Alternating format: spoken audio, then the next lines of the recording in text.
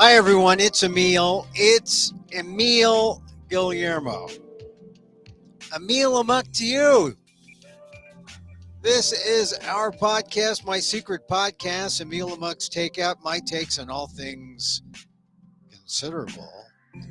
Man, it's like almost every day is history in July. I mean, this is August 1st, and we thought maybe we'd get through without any. No, there's more history today. More history today. These hostages released. And, we've become so blasé about hostages. And maybe it's because the times have changed. Our lives are busy. The world has changed. I mean, it's changed on all sides, from the hostage takers and the people who are negotiating and us as Americans, viewing this. I mean, the hostage situation in the 70s, man, we counted days before the hostages were released. The hostage situation, just throughout history. But this time it seems like people have forgotten about Evan Gershkovich or Giskovich, Wall Street Journal. Now we're pronouncing his name correctly. He's free, along with Paul Whelan. Finally, when I first heard that Gershkovich was coming in, I thought, oh, what about Paul Whelan? And they're all coming home, and it's a massive deal, and that's what makes it historic. And we're going to be talking about that today. And we're also going to be talking, of course, more about yesterday. The NABJ, the National Association of Black Journalists, had their convention, and they invited Donald Trump to come. He didn't like the first question, which he thought was somehow nasty toward him. And he got all angry. And when the question came to what's with this, is Kamala Harris a DEI hire? He got in this race. He got into the muck about race, and he couldn't get out. He questioned the identity of Kamala Harris. We talked about that yesterday, but now we're just stepping back from afar, and I'm going to put it into some context. As Kamala Harris once said, what, did you just fall out of the coconut tree? No, of course not. We're going to put it into context. And one thing about yesterday, Trump questioned whether or not Kamala Harris was black enough, essentially, or authentically black. I mean, it's a bogus, false claim. But he said, oh, she was always Indian, then she was black. At some point she turned black. What happened? And Vivek Ramaswamy said, oh, some Indians are upset that, she abandoned Indianness. And that's not really it either. The thing about Kamala, I'll reveal in my column that I wrote for the Aldef blog. Actually, it goes back to 2019, actually, when she appeared on CNN in a town hall after she announced for her candidacy. And you see how it's not a denunciation or renunciation of her race. She's always been black. And Donald Trump has known that. But he's just trying to create some kind of chaos out of race because, frankly, Donald Trump is in trouble. And he doesn't know what to do. He doesn't know how to identify Kamala Harris. And so we get what we saw yesterday, and it has, in fact, changed the race. So we're going to get into that. Also get into the Olympics. Simone Biles, Suni Lee were fantastic for the women's gymnastics team. They won the team gold. It wasn't close. And it's great because Simone Biles was back after having the twisties the last go round. The American team did not win gold, right, back then. But this was the individual. And the thing about this win, I guess, it's really to see Suni Lee do so well, probably as well as she could. She finished third. And I was a big Suni Lee supporter in Tokyo when she had to step in for Simone Biles. And well, that was a great moment this morning as I was watching it live. But the thing that got me was to see the women's fencing team. The first time ever the women have won gold. Came close the last time. Lee Kiefer won a gold in those Tokyo Olympics, has come back to win gold in the foil. So that's 2. Now here comes her third. The team gold medal.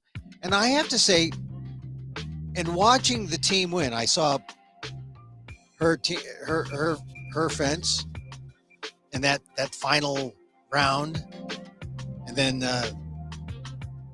her teammate was sort of, I guess is it the anchor position?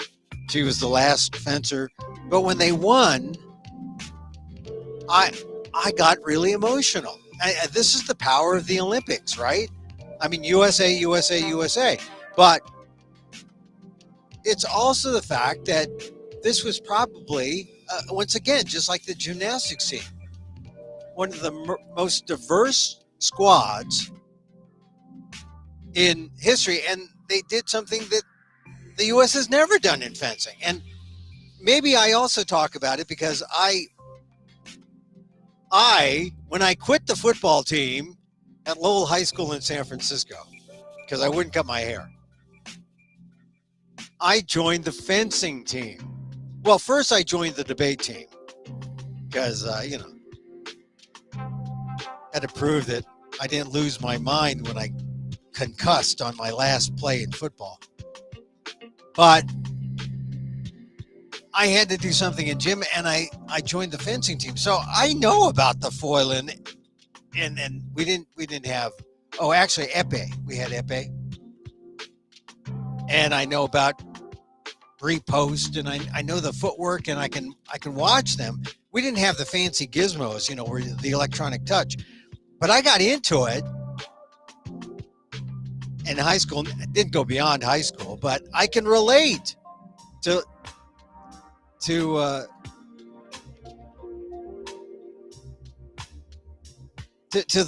victory by the women. Lee Kiefer is half Filipino. You can tell by the last name, Kiefer. It's her mom who's Filipino. That's sort of the traditional. That's the gateway. The gateway is always through the woman. The gateway to multicultural, multiracial awareness. Filipino women, white men, producing fencing excellence. Lee Kiefer. Now, 3 gold medals. And her brother's a fencer. Her sister was a fencer at Harvard. Lee Kiefer went to Notre Dame. Good Catholic Filipino. But congratulations to Lee Kiefer this morning. And, you're going to hear about Suni Lee. You're going to hear about maybe even Li Zhang, right? The Chinese American table tennis. You'll probably hear about her. I know a lot of Asian Americans excited about Li Zhang, her sister from Palo Alto. But I'm telling you, you should get excited about Lee Kiefer. 3 golds for the fencing team. They won the all-around. She's won 2 individual golds on top of that. And it's never been done before. Not by an American team. So hats off to Lee Kiefer. I just have to mention her because it just happened within the last hour or two. And I got a little emotional. I cried. I mean, I didn't cry when the hostages were released, but I was more in awe when the hostages were released. When I heard that it was happening. More in awe because you know what had to happen. And you know how painful it was. Painful and also joyous it was for Joe Biden because he made the deal an hour before he announced he wasn't going to run. This has been a secret for a while because the deal had to be struck, and then the logistics between trading all the different prisoners. It wasn't just the American hostages. There were some prisoners involved from other countries. And it was the NATO alliance, or the alliance of European countries, individual, that came together to forge this really unbelievable deal that sees almost 24 people freed in this. And we're going to get into that, but that's sort of the news of the day. And I felt more awe, and also a sense of awe, because we're talking about freedom. We're talking about freedom of, these people were detained for about 6 years, some of them. And one of them was, or two, one was a Russian reporter, one was the American reporter, Gershkovich.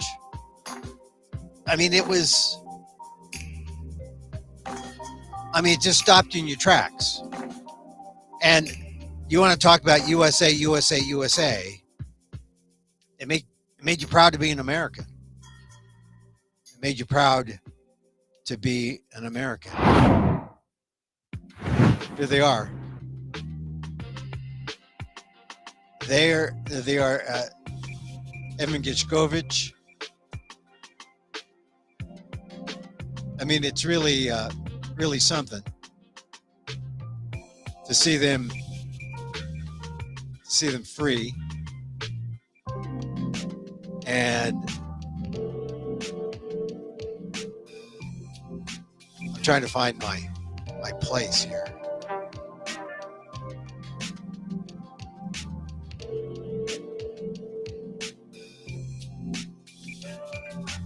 Can't find it. Oh, here it is. Oh, no, I can't find it.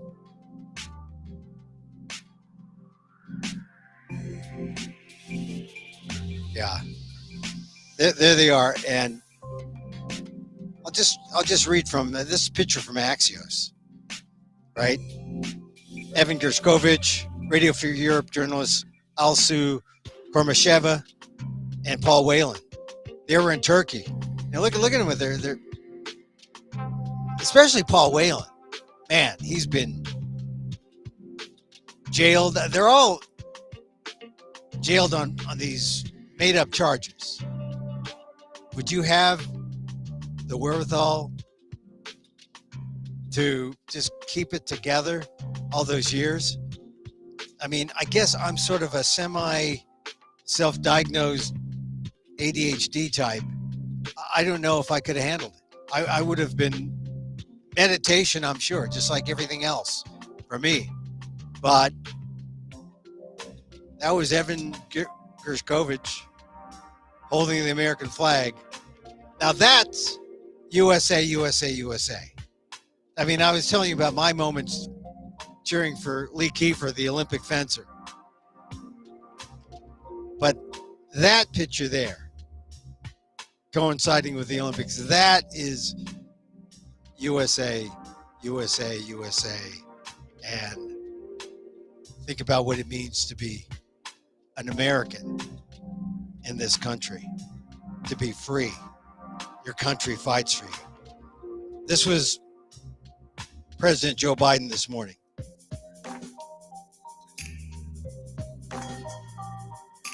Oh, I need the right plug, don't I? Here was President Joe Biden. If you missed his speech, as I'm listening to his speech, I'm thinking, if only in that debate he wasn't sick and sounded normal, he'd still be running for president. You know that. But here he was at his press conference announcing the release of the hostages. Very good afternoon. Today we're bringing home Paul, Evan, also Vladimir. 3 American citizens and 1 American green card holder. All 4 have been imprisoned unjustly in Russia. Paul for nearly 6 years. Vladimir since 2022. Evan since March of 2023. And Alsu since October of 2023. So we didn't show the fourth one. The green card holder, but all 4 Americans were released, and Gershkovich just March 2023. But Paul Whelan, 6 years. 6 years, imagine that. Whelan, of course, if you're looking at the screens on the right, Gershkovich on the left. Russian authorities arrested them, convicted them in show trials, and sentenced them to long prison terms with absolutely no legitimate reason whatsoever. None. Paul, a former Marine, was in Russia for a wedding. Evan, a journalist with a Russian, in Russia, was in Russia, signed by the Wall Street Journal. Also a journalist, was in Russia to see family. All 3 falsely accused of being spies. And Vladimir was a Russian citizen by birth and holds an American green card. He's a Pulitzer Prize-winning journalist and was a pallbearer of my friend John McCain's funeral with me. He spoke out against Putin's regime. For that, he was convicted of treason. And now, their brutal ordeal is over, and they're free. Moments ago, the families and I were able to speak to them on the telephone from the Oval Office. They're out of Russia. Earlier today, they were flown to Turkey. And soon, they'll be wheels up on their way home to see their families. This is an incredible relief for all the family members gathered here. It's relief to the friends and colleagues all across the country who've been praying for this day for a long time. The deal that made this possible was a feat of diplomacy and friendship. Friendship. Multiple countries helped get this done. Yeah, now, this is important. When he says diplomacy and friendship, this is the 180 opposite of war. You do things through diplomacy and friendship, and this is how you further international peace. Diplomacy, talking to friends, creating friends, not enemies. You want to talk about having a peaceful world in 2024 and in the future, you got to have friends, you got to talk, and you have to trust diplomacy. They joined a difficult, complex negotiation at my request. And I personally thank them all again. And I thank them personally, and I thank them again. All told, Russia has released 16 prisoners. 8 Russians who are being held in the West will be sent home as well. These 16 prisoners from Russia that Russia has released include 4 Americans, 5 Germans, 7 Russian citizens who are political prisoners in their own country. One of those Russians runs a human rights organization, Memorial, which won a Nobel Prize in 2022. Putin threw him in prison for voicing opposition to the war in Ukraine. 4 others work with Alexei Navalny, political opposition leader who died in Russian prison this year. Now they can live safely abroad and continue their work of advocating for democracy if they so choose. This deal would not have been made possible without our allies. Germany, Poland, Slovenia, Norway, and Turkey, they all stepped up and they stood with us. Now keep in mind those countries, when they played the U.S. in the Olympics, Germany, Poland, Slovenia, Norway, and Turkey, you got to cheer for them. You got to cheer for them too. When they're not playing against the U.S., you got to cheer for Germany, Poland, Slovenia, Norway, and Turkey. Don't forget them. They stood with us, and they made bold and brave decisions. Released prisoners being held in their countries who are justifiably being held, and provided logistical support to get the Americans home. So for anyone who questions whether allies matter, they do. They matter. Today is a powerful example of why it's vital to have friends in this world. Friends you can trust, work with, and depend upon, especially on matters of great consequence and sensitivity like this. Now you got to remember this, because who was against bringing NATO back together? Who was against NATO? Who was against the allies in Europe? The former president who wants to be president again. And who put together the NATO summit here in the U.S.? And who put together this deal that I think should unite all Americans, saying USA, USA, USA. But as Biden points out, don't forget the importance of the allies, friendship, and how that really determined how successful the diplomatic action would be. Our alliances make our people safer, and we begin to see that again today. Let me say this. It says a lot about the United States that we work relentlessly to free Americans who are unjustly held around the world. It also says a lot about us that this deal includes the release of Russian political prisoners. They stood up for democracy and human rights. Their own leaders threw them in prison. The United States helped secure their release as well. That's who we are in the United States. We stand for freedom, for liberty, for justice. Not only for our own people, but for others as well. And that's why all Americans can take pride in what we've achieved today. So USA, USA, USA, right?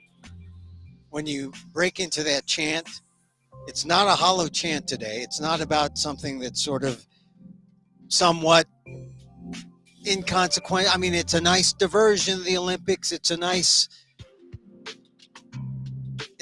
thing to have competition, but it's not as consequential as the life and death situation in this hostage situation that has resulted in 24 people from all these different countries being set free, including the three that you see on the screen. Evan Gershkovich, we have get her name right. We have Alsu Kurmasheva from Radio Free Europe, and Paul Whelan, the Marine who was there working his corporate security job. They were in Turkey. There they are, holding the flag. That's American patriotism, and that's American diplomacy in action. Don't forget that. Do not forget that. So, it's important to know all these things, because just behind the scenes, remember, Biden was on the phone with foreign leaders trying to make this work only about an hour before he announced he would drop out of the presidential race. So that was a Sunday, a week ago last Sunday. And this is all reported in the Wall Street Journal. And we're talking about 24 prisoners now in this exchange, 6 countries, in addition to Gershkovich, Russia freed former Marine Paul Whelan, a handful of dissidents, and other foreign journalists. A lot of journalists in there. A reminder about how important the work is, and how sometimes we either take for granted or we discount the importance of real information. It's because of people on the ground doing the work that journalists do. In return, now, this is going to be the thing that will upset some people.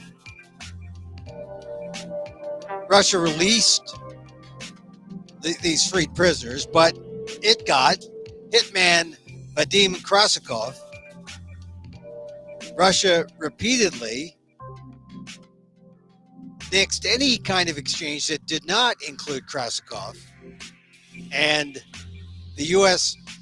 had to get Germany to agree to release him. And as Biden said, the deal that secured their freedom was a feat of diplomacy. That is what he meant, getting Germany to release that Russian hitman. So Gershkovich's mother, Ella, of course, very instrumental in the release of her son, according to the Wall Street Journal. And a lot of it happened in things, public events, well, semi-public events. The White House Correspondents Association dinner, when Mrs. Gershkovich cornered Joe Biden. And this is how diplomacy works. It's behind the scenes, it's secret, but a lot more goes into it than we think. And then when it looks like there's nothing going on, it happened. And as the announcement was made, Brittany Griner was preparing to play, they were playing Belgium, I believe, the women's basketball team. And you remember Griner's, her situation, where she was held. She had some kind of, she was charged with carrying across some kind of illegal substance. Another trumped up charge. She spent time in prison and then was released. I didn't see anything in the news about whether they were able to get her comment. But this is what happens when you have a government that works for you, a government that can rely on diplomacy. So that is the big story today. You'll hear about it all day. Don't forget it. And say, well, what's the big deal, Emil? Well, what's the big deal? Well, the big deal is, when you see, I mean, they're going to be arriving, right? And that's a big deal. Freedom. It's all about freedom. USA, USA, USA. Right? So it's just funny how that's historic. It's like the largest prisoner exchange since the Cold War. And it's like when I saw breaking news, I was just finishing off my piece that is now on the ALDEF page, the Asian American Legal Defense and Education Fund, aaldef.org/blog. And, I was talking about the NABJ, the National Association of Black Journalists convention yesterday, and how they invited Donald Trump. And I didn't talk about this in my column, and I want to briefly mention it today, that there appears to have been some disagreement on whether or not Trump should have been invited. But my feeling is, you're journalists, you got questions, invite the sources who have answers. And right now, the biggest source the biggest story in the United States, and the two biggest sources are Kamala Harris and Donald Trump. Tell us about the campaign. Tell us why your campaign did what it did. In a couple of days, we'll be looking at Kamala Harris and who she's going to pick for her running mate. Right now, there's some questions that we want to know about Donald Trump and about some of the things his campaign has said about Kamala Harris and about black people in general. That was the questioning, the line of questioning. Of course, this guy has just been shot at. I guess he feels like there should be a little more deference. He's the president. But I think it was totally respectful first question that was posed by Rachel Scott. I just was surprised that Donald Trump didn't have the class to just mention it but move on. Instead, he got angry. He attacked Rachel Scott. He attacked ABC News. And in many ways, I don't know the people who didn't want Trump to come, what they were thinking. I don't think people wanted a sideshow. I don't think people wanted a chaotic event. They just wanted to get the president on record being asked questions by black journalists.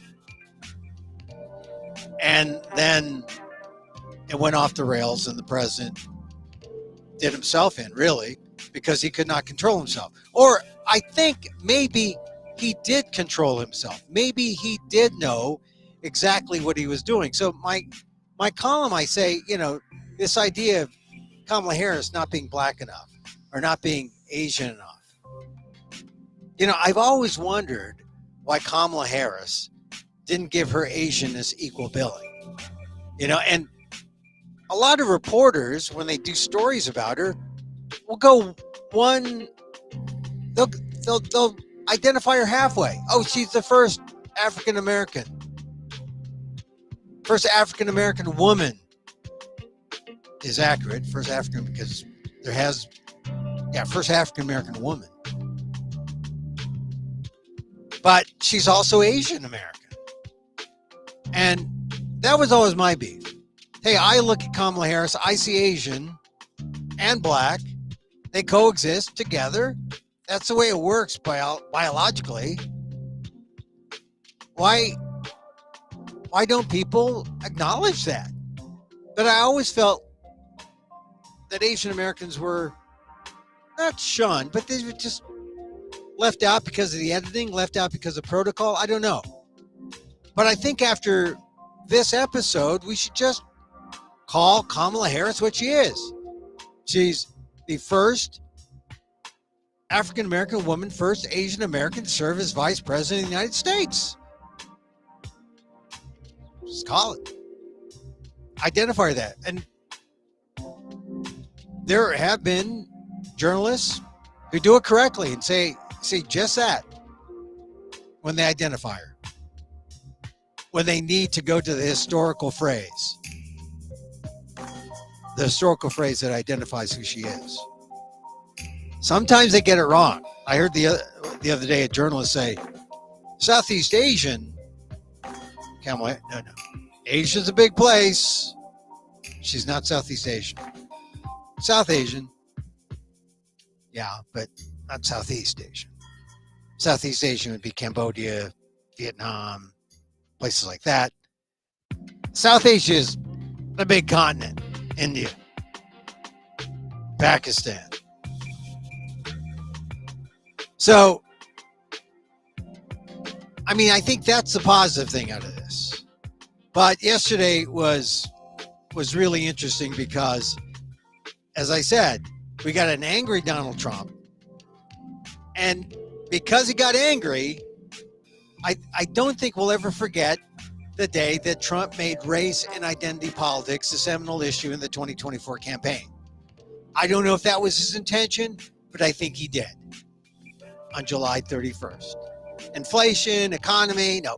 Trump has made it all about race. And Kamala Harris is changing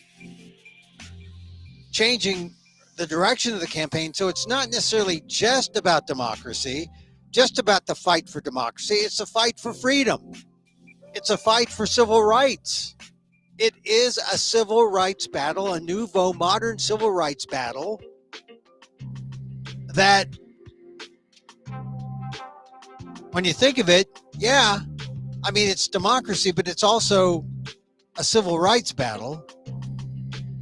And Trump did it just by saying, I don't know, is she Indian or is she black?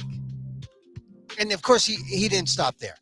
He said, I respect either one, but she obviously doesn't because she was Indian all the way. And then all of a sudden, she made a turn. She became a black person, like she has some kind of on-off switch, which is not true. You can be both at the same time. Black, Asian. You can. It's biologically a fact.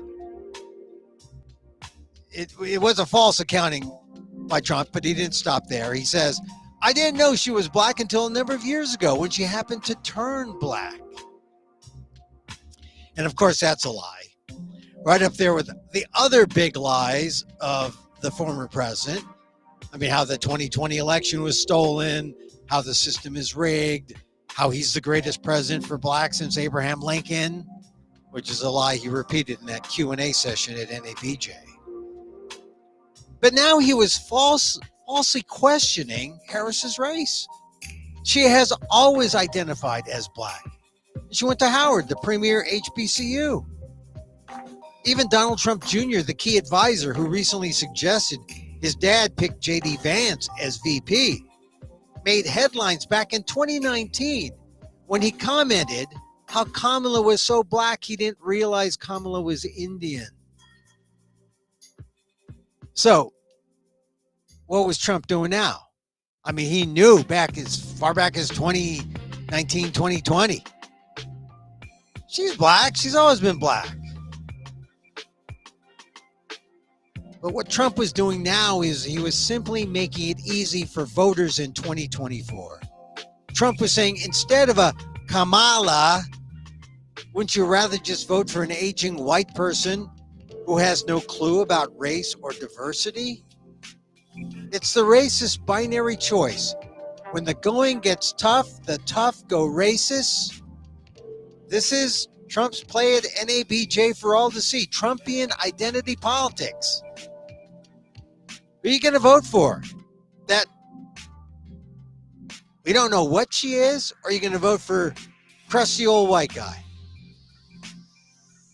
I mean, Trump knew what he was doing. He was combining all his failed attempts to label Harris, his flailing stabs against the woke DEIsters, the radical left, San Francisco liberals. It was a last-ditch appeal to stave off the demographically diverse future of a multiracial America. All in one bombastic episode. Couldn't help himself. Call it Trump's last stand, perhaps like Custer at Little Bighorn, the key battle that led to the Native American victory in the Great Sioux War of 1876.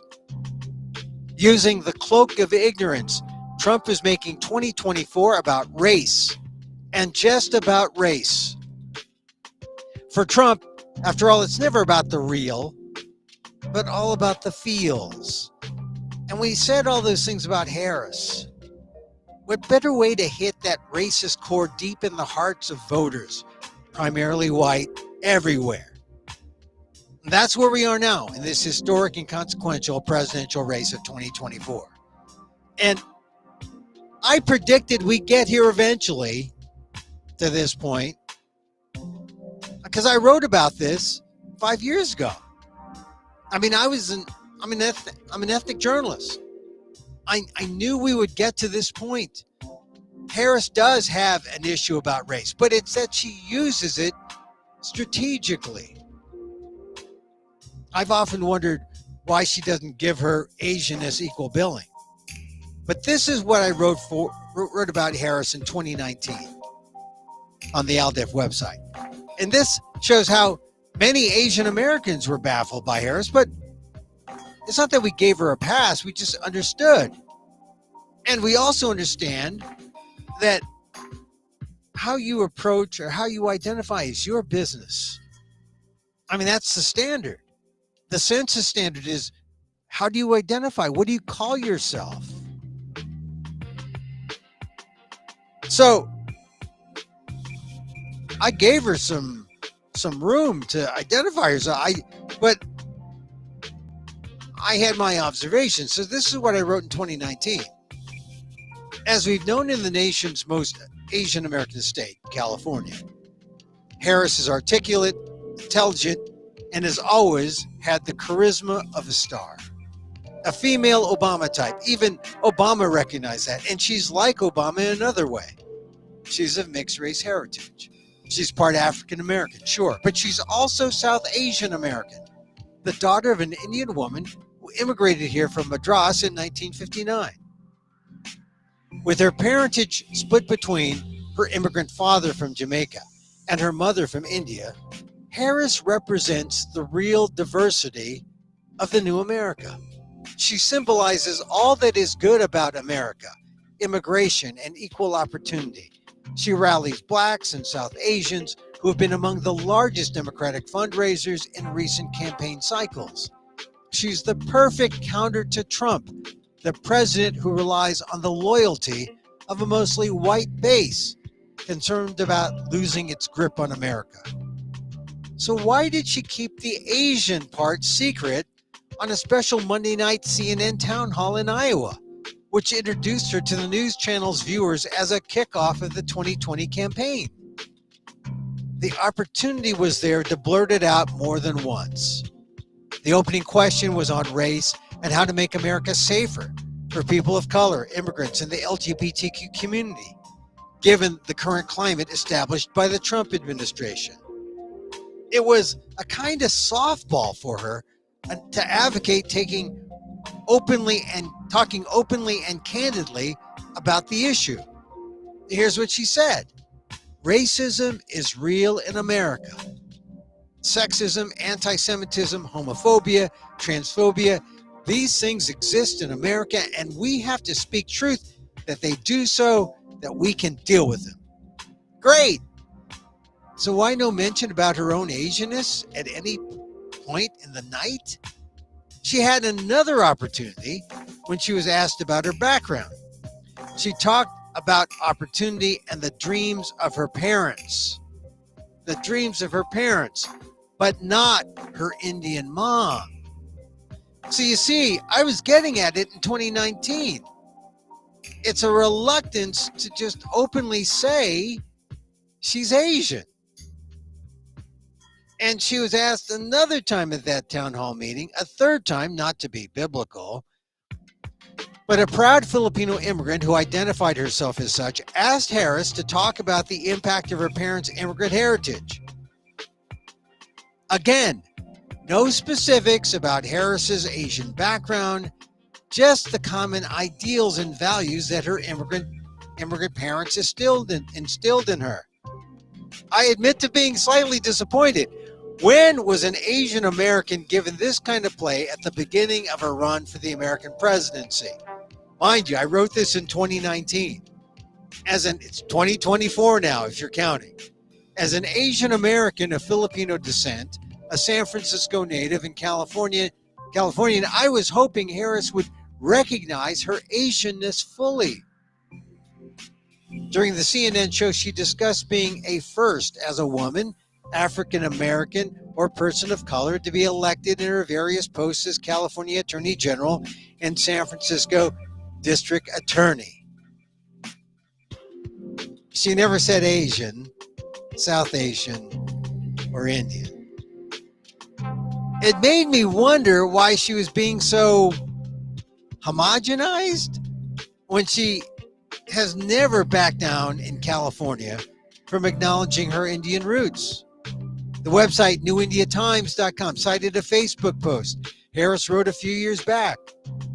I wanted to share one last story today for Immigrant Heritage Month, my own. My mother, Shyamala Harris, arrived at the University of California, Berkeley from India in 1959. She had dreams of becoming a scientist. The plan was to go back home when she finished school, but when she met my father, Donald Harris, she made a different plan. She went against a practice reaching back thousands of years, and instead of an arranged marriage, chose a love marriage. This, an act of self-determination, made me and my sister Maya, and like millions of the children of immigrants before and since, it made us Americans. That's a kind of honesty in social media. And it was a layer that was, you could say she doesn't shy away from it, but there are moments when our big moments like that CNN town hall. She could have mentioned, hey, my mom. Now she mentions her mom all the time.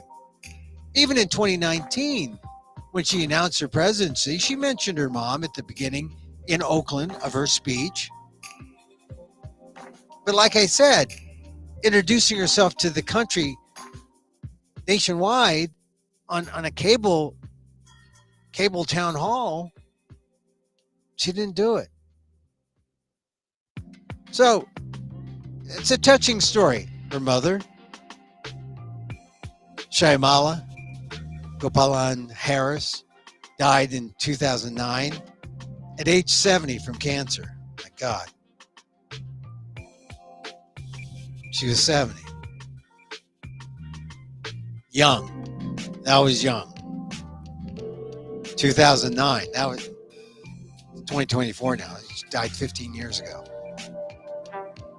She earned a PhD in nutrition and endocrinology at UC Berkeley, taught at universities around the world, which is why she was in Canada, where Kamala grew up and went to high school. She became known as an esteemed breast cancer researcher. There were other pictures of her mother and of her as an infant on Facebook. On CNN, she didn't mention Trump by name either, as I recall. He was only implied by his policy actions. Yes, the issues matter, and Harris was on target advocating for Medicare for all. I think she's tempered her position there. Gun safety, I think she's still strong there. Challenging corporate greed to loud applause. But Harris also is of Asian descent, and as a genuine contender for president of the United States, mentioning it means we all show up in a way we've never shown up before. And instead of fanfare, there's not even a peep. I wrote this in 2019. Given that Trump is all about the sentiments of the new minority, whites, Harris represents the anti-Trump racially. As I've said, she is the new America. Was she fearful of Trump's xenophobic base? I mean, I don't think we will know. At the same time, there are other stories. There was a New York Times op-ed that came out in 2019 that went after Harris.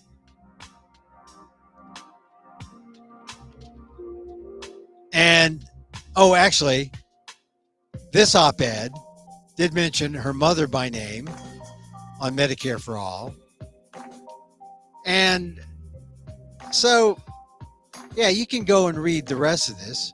I was just thinking that maybe in the era of Trump's neo-nativist white nationalism, a political figure like Harris on the post-Obama national stage needs to use race politics differently, strategically. Is she waiting for Trump to pull out a racist reference to match his Pocahontas name for Elizabeth Warren and then go for it? That's what I wondered in 2019. With Trump, it's all going to be hard to avoid. He's all about his anti-immigrant base. Will Trump unleash birther 2 against Harris? Don't rule it out. Said this 2019. And you'll recall, it was never head-to-head Trump versus Harris. It was always Harris versus Biden. She was running for the nomination, running in the primary. I said, considering her credentials, her smarts, and her empathy, Harris could be the wall that Trump can't overcome.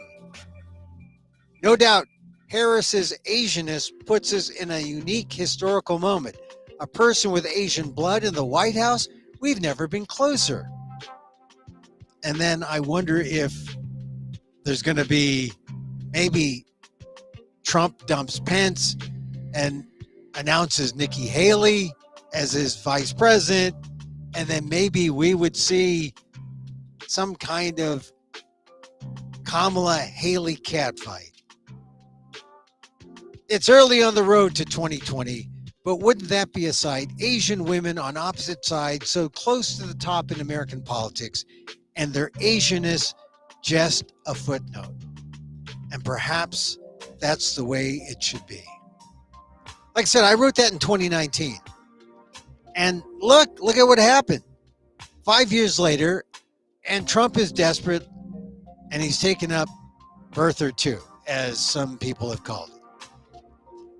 Here we are today. America's still puzzled by race, or at least Donald Trump is. Harris has evolved to invoking her mom, asking, "Did you just fall off from a coconut tree?" That's about putting things into context. Everything before in context with what's happening now. And now I've I've read you my 2019 piece, and you see, hey, Kamala Harris has always played race strategically, never to deny who she is, because she is at once African American and Asian American, and how she chooses to identify is her choice. I just thought that 2019 town hall showed her being a little careful, I guess. And who knows, I say in my latest column, we may have a Haley Harris catfight yet. You never know if J.D. Vance is going to be replaced. He could.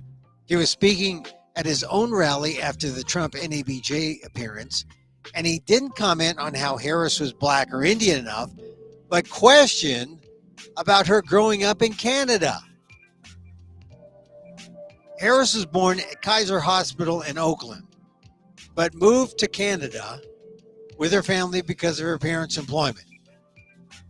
Birthright citizenship, born in Oakland, makes Kamala Harris undeniably, constitutionally, an American citizen. Does Vance really think that growing up in Canada is disqualifying? Trump, Vance are desperate, and it's gone beyond birther too. At every opportunity, it's just the all-out othering of Kamala. And you know, Kamala is the cry of the otherers out there. We can only hope for a return to talking about inflation, the economy, jobs, and the future of America. But maybe at least we can give Kamala's race equal billing. Since NABJ is a journalism organization, let's hope all future stories in the mainstream won't misidentify or just half identify Harris. Yesterday, I saw a TV commentator call her Southeast Asian. No, it's South Asian, but better to use the more general Asian American term. At the very least, we should expect to see no less than the full and correct historical identity phrase in stories about Harris. She is Kamala Harris, the first black woman, the first Asian American to serve as vice president, until further notice, and subject to change when all the votes are counted. So that's my piece I wrote for the Asian American Legal Defense and Education Fund, the ALDEF blog, and you can get it. Trump sets identity politics on fire. Yeah. That's what he's done. Set identity politics on fire. And so I'll share it with you.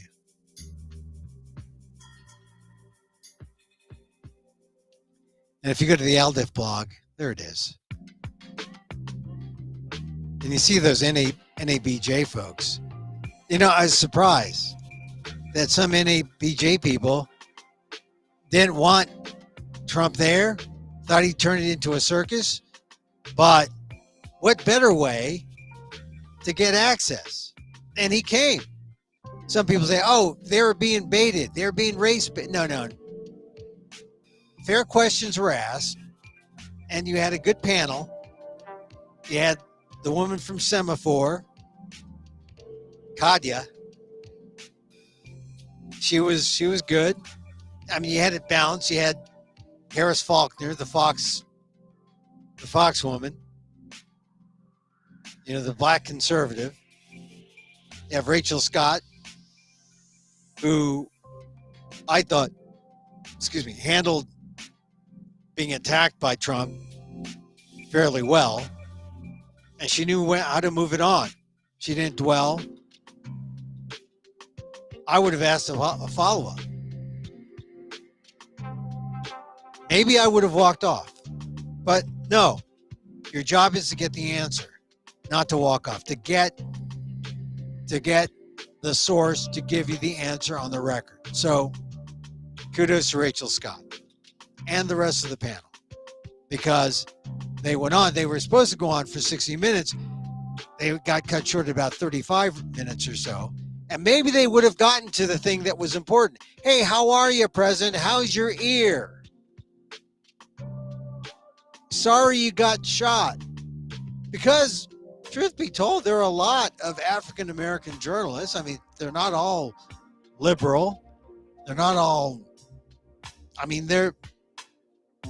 frankly, I don't know the politics of any of these women who are questioning Donald Trump. They're journalists. They have questions. And they're stand-ins for us. And they were more than capable. And they made news. They made news when Donald Trump could not keep his cool and then did what he wanted to do anyway, which was make race the issue in this campaign. I mean, that's what he did. He single-handedly just made race the big issue. I mean, you're going to hear about other things, inflation, the economy, and all that. But in the end, and Trump's good at cutting to the chase. In the end, all he wants you to know is she doesn't even know how black she is. She's not authentically black. Donald Trump just wants you to know she's this other black, maybe Asian, Indian. She doesn't know. I'm the white guy. I'm the old crusty white guy. Who do you trust? That's the basic question. I mean, because you got to think like Donald Trump. Politics is too complicated. I don't have to read this. I don't have to do that. I'll get my aides to read that. Oh, give me the Cliff Notes. Oh, forget the Cliff Notes. Give me the Cliff Notes of the Cliff Notes. I don't have to read anything. Here's the issue. She's black. She's dark. I'm white. There it is. That's what Donald Trump was trying to do. Simple. It brings out the racists in America. And that's always been Trump's calling card. It's always been what he does. And if you read my column, I go back to my 2019 column where I said, hey, if Kamala Harris makes it past all these Democrats, and remember, she was tough on Biden. At that debate against Biden, and she mentioned that little girl who was on the bus, that little girl was me. Oh, another Kamala moment. She was rough on Biden. And what did Biden do? Biden chose her as his vice president. Keep her enemies close, right? Make them friends. Worked for Biden. Worked for Kamala. Because I think what happened, serving as vice president to Biden, she learned something. She learned something about keeping her cool. She learned something about playing at the highest level. Kamala Harris is different now in 2024 than she was in 2019. And that's to her credit, and it's also to the great benefit of the United States, because she is reflective of the new America. She's reflective of the multi-generational, multi-ethnic America. And I know I've got multi-ethnic kids too. They're the future. And that's what Kamala Harris, how she's reshaping not just this campaign, but also the campaign message. Democracy, yeah, it's important. But it's more important to look at the future of America going forward. The kind of America this is going to be.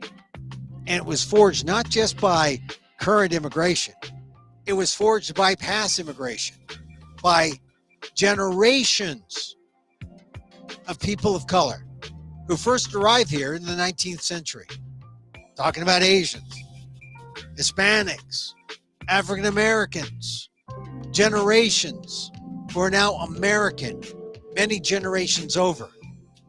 They're multiracial, they've intermarried, they've overcome the anti-marriage laws that were eliminated from the books in 1967. And it's created this great, I mean, the cliche is melting pot. Is it a melting pot? I don't know. I don't like to use a phrase because that's kind of old school. But it is the new America. And you've got people like Kamala Harris, who came from, I mean, I don't want to say came from modest means, but academic families. They're smart, they're well educated, but academics they're not like capitalists.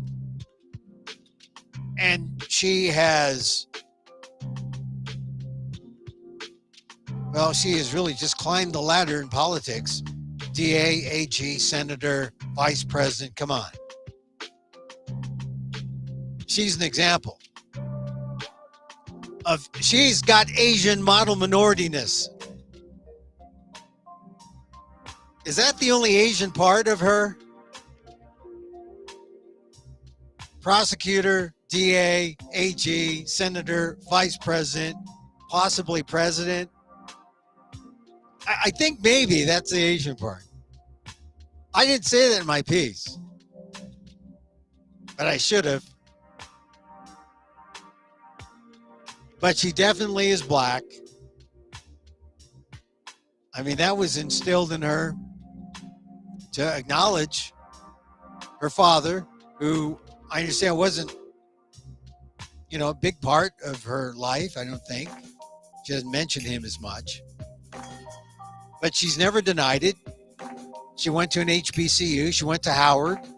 She joined the Divine Nine. And look at what the Divine Nine and what the black community has done for Kamala Harris. The volunteers, fundraising, just in the first 2 weeks. It's amazing. Asian Americans had a Zoom call yesterday. I'm not sure how much money they raised. The Filipinos had their Zoom call with her. 400 people attended. This is the thing about Asian Americans. Takes a coalition. And that's why the other day when I wrote about Kamala Harris, not knowing we would see this situation with NABJ, I wrote a piece on the 30th saying that Harris's diversity coalition is the anti-MAGA mega force. And that's what it is. So Kamala Harris has positioned her campaign to look forward and to prevent us from going backwards. We're going forwards to the new America, to the present new America and the future great America, where Americans look like us, where we have a love interest in each other because we are not just white, just black, just Asian, just Latino. We are one. We are a diverse America. It's not a dirty word. But we look forward from the new America to the greater America, and we don't look past to a racist Jim Crow America, to an anti-civil rights America, to an America where we did not feel welcome, to an America where we were made to feel like imposters, to an America that said we don't belong. That's not the future. That's the past. You can't be an imposter when there's someone who looks like Kamala Harris. Excuse me, I did my Trump imitation there. You can't, I mean, you can't feel imposter syndrome if there's someone like a Kamala Harris in the White House. That's the truth. That's just the truth.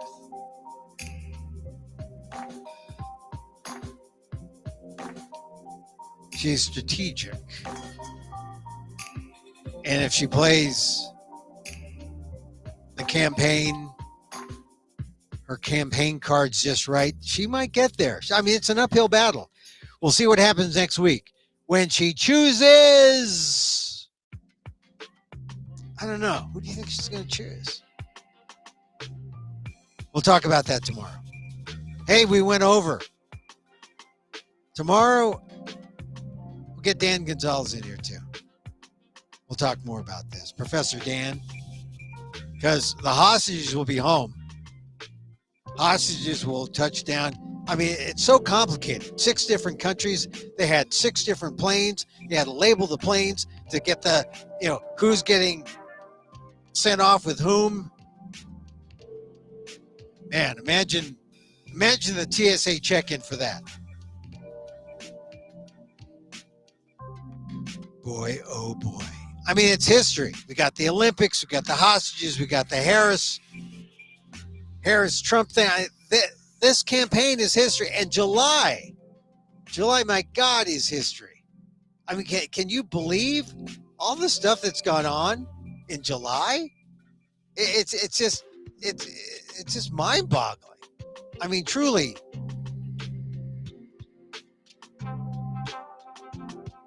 I mean, you look at it, you look at all the things that have gone on, and you say, oh my God. Biden exits the race. Harris secures the DNC delegates. Harris erases the Trump lead in the polls. Vance, selected one-time critic of Trump, called him Hitler. Now the running mate. Oh, if that happens, anything can happen, right? Trump bloodied but fine after the shooting in Pennsylvania.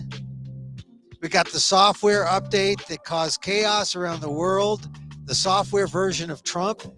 My God, all this in July 2024. And August is just starting. Oh, August. So we got what's coming up in August? Oh, we got the convention. The convention in August. Look, I've been to so many conventions. It's easier to watch on television because you got like all the cameras everywhere. Walking a convention, it's you need roller skates. You really need roller skates. Anyway, a little loving kindness is called for. Meditation. And it's helped me. I hope you get into it. If all you do is watch your breath, all you do is just stay put for a second, watch your breath, count to 10.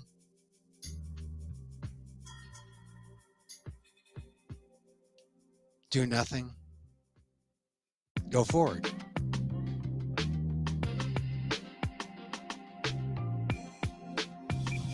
Breathing is important, though. Without breathing, you would die. That's not what we're after. But pay attention. Stay focused. Put your focus between your eyebrows. And let the energy flow up from the middle and out. Feel the energy as you do nothing.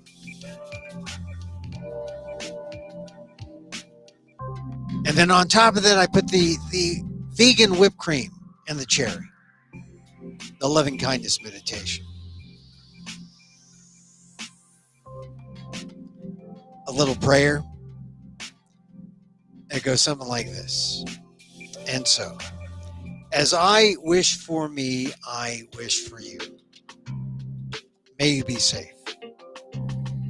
May you be happy. May you be healthy. And may you live with ease. Emil Guillermo here. Till next time. Catch us on YouTube at EmilAmok1, Twitter at EmilAmok, Facebook, fb.com at Emil, or fb.com/Emil Guillermo or emilguillermo.media. Check out the website, amok.com. That's how you find us. Oh, and check out the column on the ALDEF blog, aaldef.org/blog. USA, USA, USA. Hostages are home. Lee Kiefer, half Filipino, wins Olympic gold in fencing. 3 medals. Fencing to women's fencing team.